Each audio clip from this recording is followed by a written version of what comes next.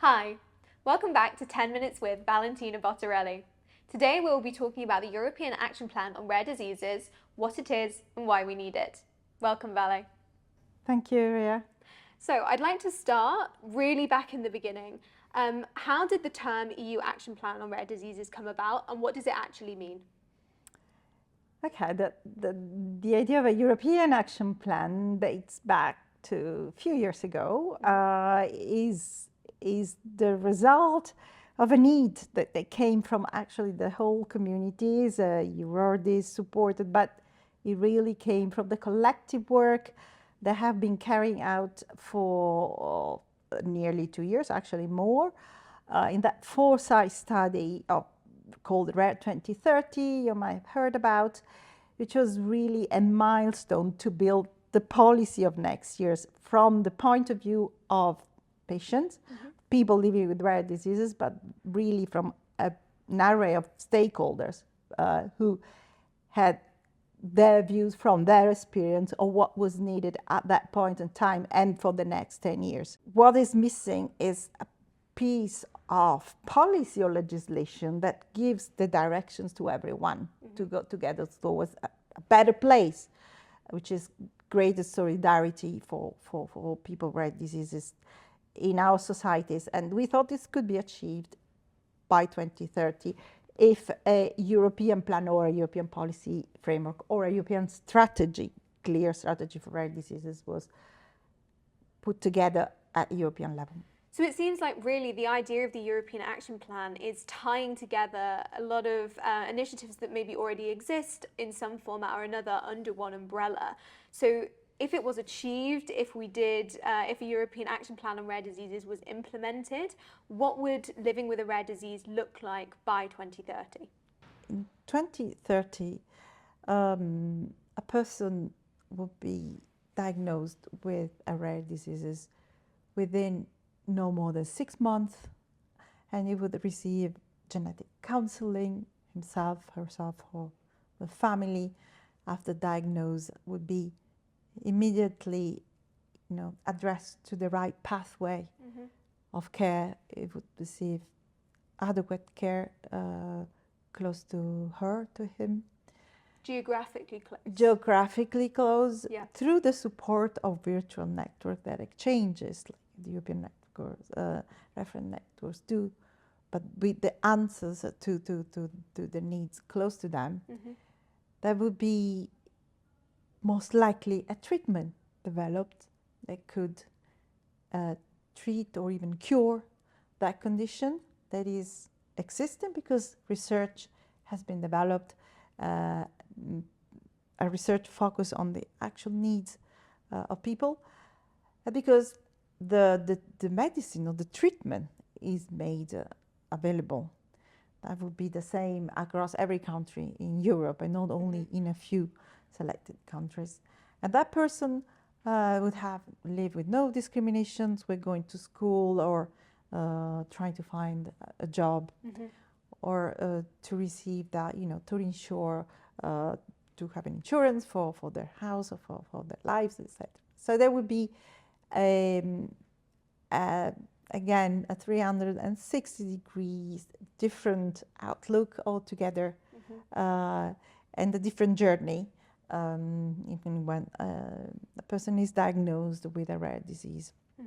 But really, I think all those things they sound very high level and they sound like they might be quite difficult to achieve, but ultimately it's about making sure that every person living with a rare disease, wherever they are in Europe, is treated exactly the same and that they get the care that they need as an entire human being, rather than simply the health care that they need or the help they need in education or in the workplace. And instead they're treated as one entire being with a multifaceted life and who wants to participate in society in any way that they wish or any way that they can. Exactly. I couldn't say it any better. And why do you think that now is such a crucial time in the push for a European Action Plan? Why is now the moment that we really have a chance of making this, what was previously maybe a dream, a reality? We always dream, you know that. So we always, Big I dreams. think that in Europe, in general, the European Union was born from a dream, but starting from pragmatic, giving pragmatic solutions and often step by step. That's what we have done in the rare disease community since the beginning, step by step. That was a time in which it was possible to put together legislation on orphan medicinal products, and that worked. But that involved a lot of previous work and preparation and preparing the ground with the key stakeholders. I think we are in a similar place, but we can tell today that we have prepared the ground. Rare 2030 was really a collective effort.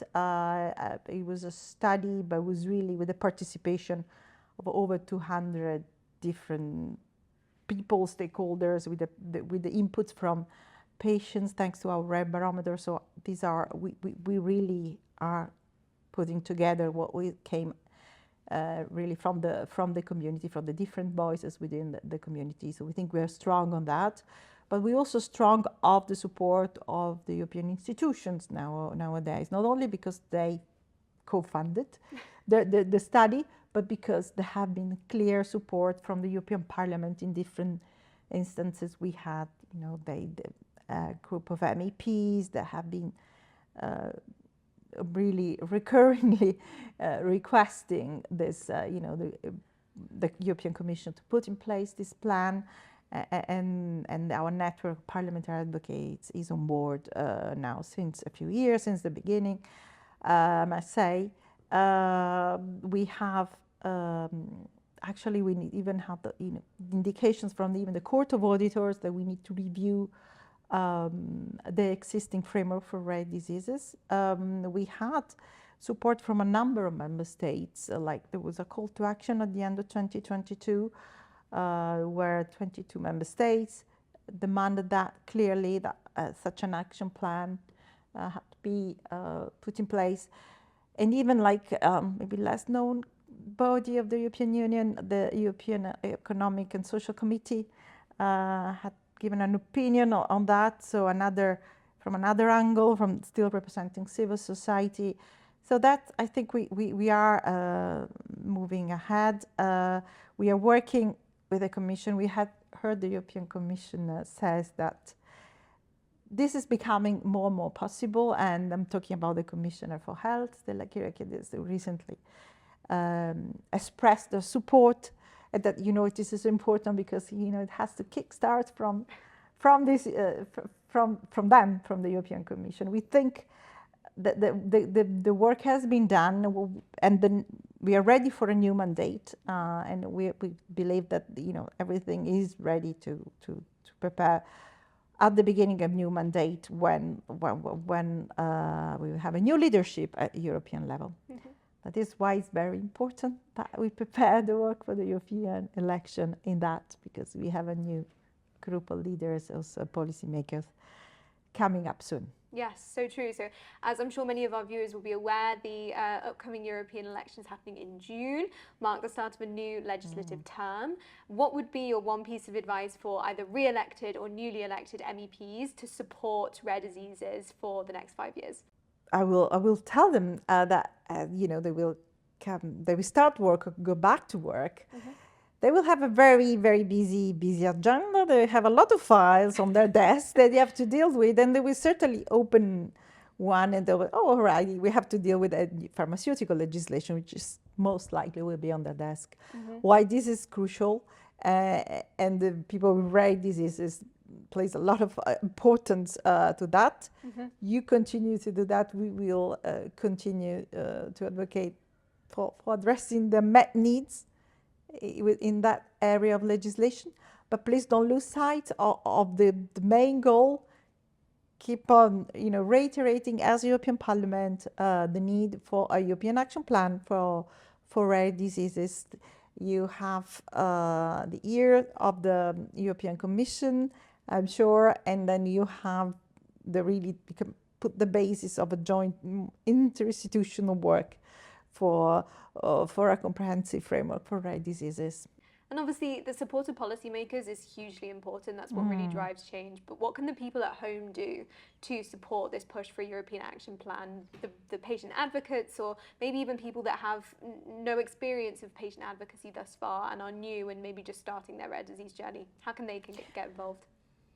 That's a good question, I think, because we are doing this, European advocacy, but most of people living with rare disease, many of them are advocating every day at a local level, and maybe they might feel the European Action Plan is something far away for them from their everyday life. What they can certainly continue to do is how telling their personal experience and continue advocating for what are their more pressing needs, and identify, the right policymaker at local level, but remind them that we are a strong community, and the strong communities has a European voice, just to ensure that what happens that close to them is actually receiving an impulse and then and a direction from a European level where we collectively have expressed our needs. So we can tell them, look, what Europe is actually close to you. It can help you to make a difference in your everyday life. I think it is something. I think in the field of rare diseases is something we can argue, and people with rare diseases, they have learned, each one in their own way, that how what happens even here can have an impact on their lives. So. That's great. Thank you so much, Vale. Thank you, Ria. It's been a pleasure. You've been watching 10 Minutes with Valentina Bottarelli and me, your host, Rhiannon Walls. Make sure to tune in next time.